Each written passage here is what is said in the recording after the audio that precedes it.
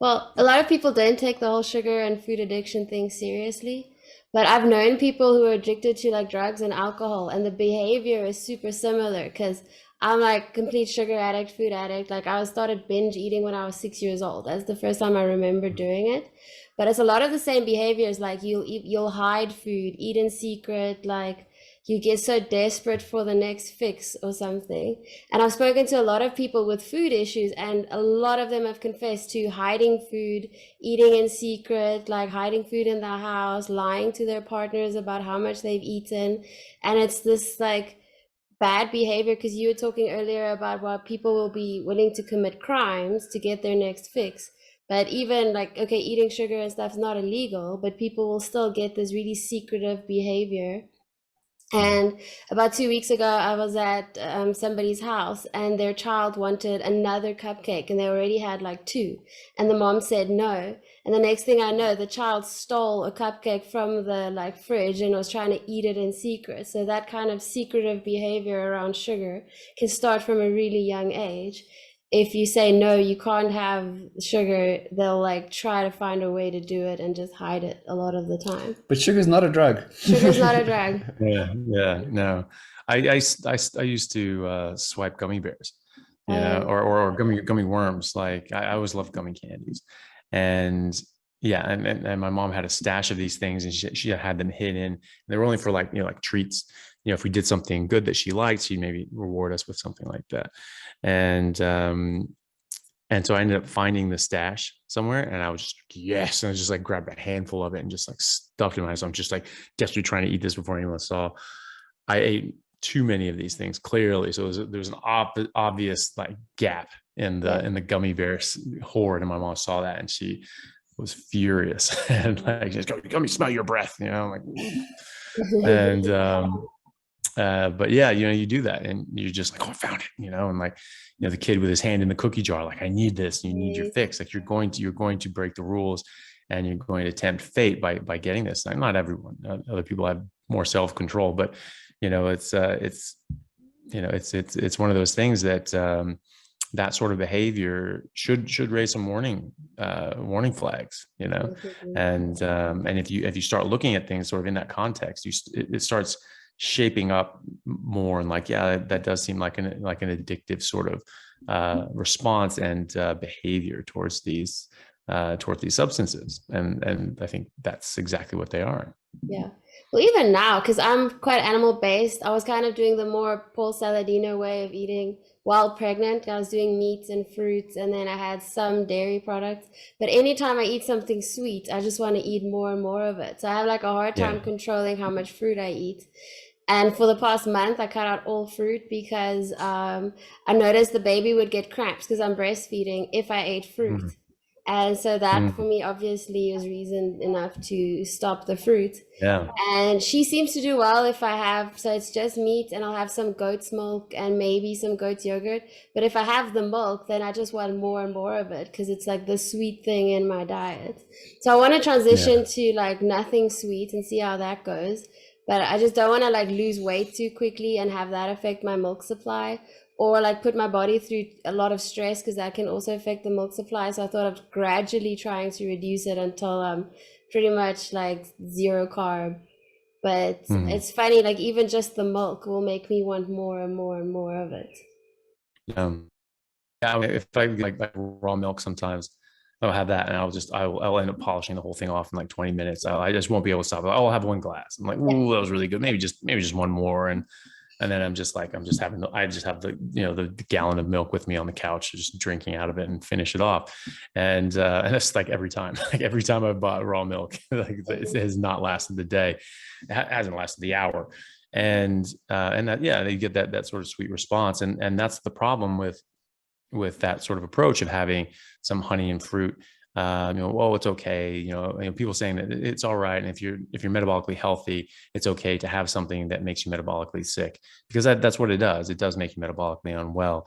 So saying that, oh, it's okay if you aren't quite there yet, it's the same as saying, well, if you don't have cirrhosis of the liver, it's okay to drink. It's like, well, yeah, but no, it's not okay to drink. You are going to cause harm, and if you do it too much, you're going to get that serious problem that you're worried about. And, and as you found out yourself, when you expose yourself to an addictive substance, it may start off with like some here and there, but addictive substances have a way of becoming, little becoming all the time. And, even Dr. Saladino has, when he first started doing this, he was eating like pretty, a base amount of carbohydrates from fruit and honey. And it's steadily built up, and it's getting just a little bit more and a little bit more and a little bit more, just sort of creeping up and creeping up and creeping up. And he's making justifications for why that is, and physiologically not only okay but necessary, And so I'm just not convinced, and I don't think that I'm certainly not absolutely not convinced that we need any of this stuff. I haven't had this in years and years and years. And, every now and then I'll indulge in some milk, but like, that's like once a year, And so, I mean, if that, it's not even every year, but, there are so many populations that have never eaten a carb that didn't come from meat their entire lives, and living generation after generation. And they're not having any of these serious problems that are being attributed to not eating carbohydrates. And there's, the ketogenic movement has been around for decades. I mean, like Atkins, he was saying don't eat more than like 10 grams of carbs a day. Like 10 grams of carbs a day is almost nothing. Yeah. And so that's basically, keto. Even some keto people say just, up to 20 grams a day is okay. And so, and Atkins was even less than that. And there was a bunch of people on this. And there's a bunch of people doing keto for decades now. They have not had these problems. They have not had electrolyte issues. They have not had hormonal disruptions. They have not had thyroid disruptions like some people have. And they got these things, in a year or two, so that doesn't make sense, because there are people that have been zero carb for far longer than that, and they haven't had that problem. So there's something else going on. Yeah. And whatever that is, I'm not, claiming to know what that is, but it is something else. It's not the carbs, because I have not been eating carbs far longer than that. And I don't have any of those problems. And I'm not the only one. There's millions of people around the world in Western countries who have been doing keto for decades, or at least several years. And then obviously entire populations going back to time immemorial who don't eat carbs. So I'm definitely not convinced that you have to have carbs. And when you have someone who comes to a carnivore diet or even keto, and a lot of people come to this because they're metabolically unwell and because they're overweight. And then someone says, oh yeah, you can have some fruit and honey. Actually, you need it. It's okay. It's not only okay, but it's good for you. And they go, awesome. And they just start having some fruit, and they end up having a lot more fruit, and then honey on everything, and then more and more sugar. And then they start eating carbs, and then they're back eating, pizza on the couch, and they put all the weight back on, and all their illnesses come back. And I've had, I couldn't even count how many people have come to me and said, that's exactly what I had. They followed that advice, and they said like, oh, this will be fine. They started off with a small amount, and it turned into a large amount within a matter of months. And then they were back to square one.